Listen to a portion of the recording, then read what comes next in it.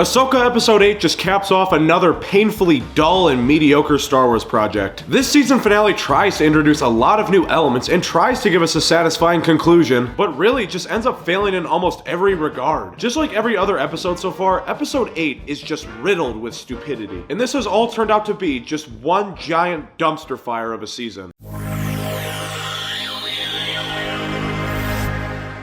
Now, Episode 8 isn't bad enough that I hated myself while watching it, but there is definitely a lot of stupid shit filled throughout. And I think this might be the episode where I didn't like a single scene. So the episode starts with this Nightsister cult ritual. Morgan gets some glowy eyes, a magical sword, and she's reborn, I guess? It was kind of unclear to me. And this scene is fine, but it's definitely dragged way too long, which, as many of you know, is a recurring problem throughout this show. I also kind of love how Thrawn is just perhaps watching a little too intently in the background. I don't know, I just found that kind of funny for some reason. But after this, we get into the rest of the main part of the episode, which is just one long sequence of stupidity. So Ezra builds a new lightsaber for 4 minutes instead of just taking back the one that Sabine offered him, which is literally his. I hate how this season is trying to push Sabine as a Jedi, but her lightsaber is just given to her for free instead of her having to build her own, which has historically been one of the rites of passage to becoming a Jedi. It really should have been Sabine building a new lightsaber in this scene, not Ezra. We then transition into a scene of the Jedi Starfighter getting hunted down and shot down by a couple of TIE fighters, and this is really where the stupid shit starts to come into play. So after their ship gets shot down, the three of them just hop on a couple of wolves that just spawn out of nowhere because the plot now requires them. And they ride all the way back to the Star Destroyer in just a couple minutes of screen time. You'd think that it would probably take a couple hours for them to get back on these wolves and the Star Destroyer would have been long gone by now. But no, seemingly no actual time has passed,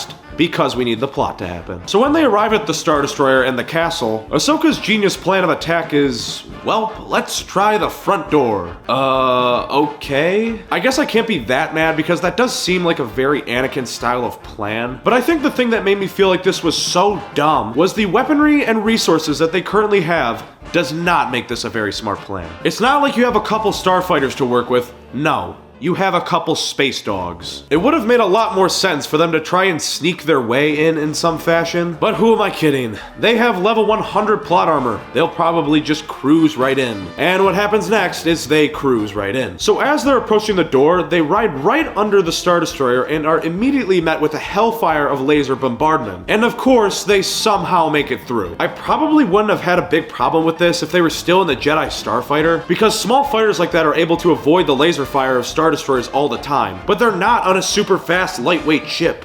They're on a dog. So Thrawn now has 2 failed attacks this episode. So what's his third plan of attack? He sends an army of stormtroopers. Okay, that should surely do it. But does it work? No. No, it doesn't. To a certain extent, I can't even really blame Thrawn this episode because everything he's doing is completely correct. Yes, an entire army of stormtroopers should realistically be able to take out 2.5 Jedi. But it's not going to happen because, like I said before, our protagonists have a level 100 plot armor. And yes, I understand that our main heroes probably aren't going to die, because then the plot would just end. But you have to find a more creative way to get them out of this than just having them breeze through them like a piñata. Like, who choreographed this? Who? It literally looks like it came out of LEGO Star Wars. You could at least try to make it look somewhat epic. But anyways, Ezra and Sabine end up getting separated because Ahsoka has to have another lightsaber fight. At this point, it's just, I don't care. I don't care. This show hasn't earned me caring. Sure, the fight looks fine, but it really doesn't matter because I couldn't give 2 shits about this version of Ahsoka and Morgan Elsbeth. Which really just emphasizes the point of, it doesn't matter if the fight looks any good if I don't care about the people involved. So Ezra and Sabine make it up to this platform right beneath the bay of the Star Destroyer, but there's a big gap that they're going to have to jump across. Oh god, don't do it, no. Remember back in episode 3 when I said this show was going to do this?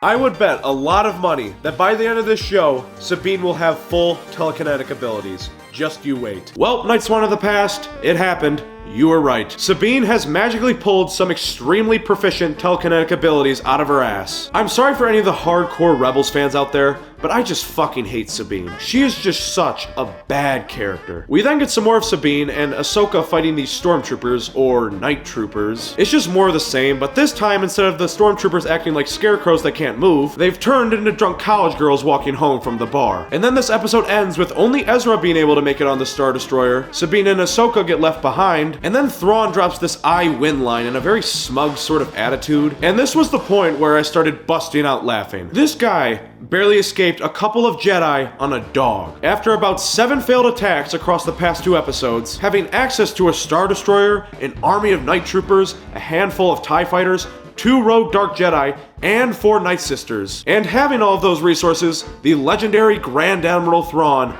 couldn't kill Sabine. Sure, you might say that his ultimate goal was just to escape this galaxy, and yes, I guess he did accomplish that, but wow, did they make this guy look like an incompetent loser while doing it. They have officially made the smartest man in the galaxy an idiot. Congratulations, Dave, you did it. So that's really all the main dumb shit with this episode, but there's also a smaller issue I have that might go unnoticed unless you really take a step back and think about it, and that's that there's a lot of scenes that they choose to put in this episode which really don't feel like they should belong in a season finale, and just take away time that could have been used in much better ways. Like, for example, this scene with Ezra building a new lightsaber wasn't bad, but this doesn't feel like a scene that should belong in a season finale. Also, this Nightsister ritual scene, it's fine, but it doesn't feel like it should belong in a season finale. There's also a couple other scenes here and there, and maybe I'm in the minority, but these scenes just felt so out of place to me, and felt like they would have been better if placed in different episodes. And with that pretty much wraps up my thoughts about Ahsoka Episode 8. My disappointment in the show was very high going into this episode, but somehow after seeing Episode 8, it's gotten even higher. I really wanted Ahsoka to be good.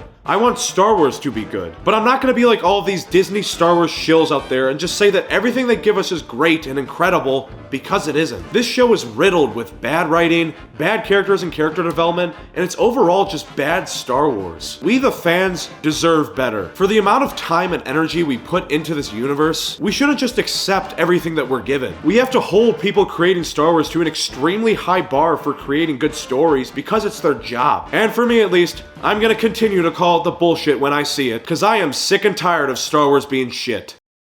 Well, that's gonna do it for season 1 of the Ahsoka series, guys. If you made it this far and you enjoy this type of content, do me a favor by leaving a like and hitting that subscribe button. If you want to be notified about when I post my next video, hit that notification bell. But anyways, that's all I got for today.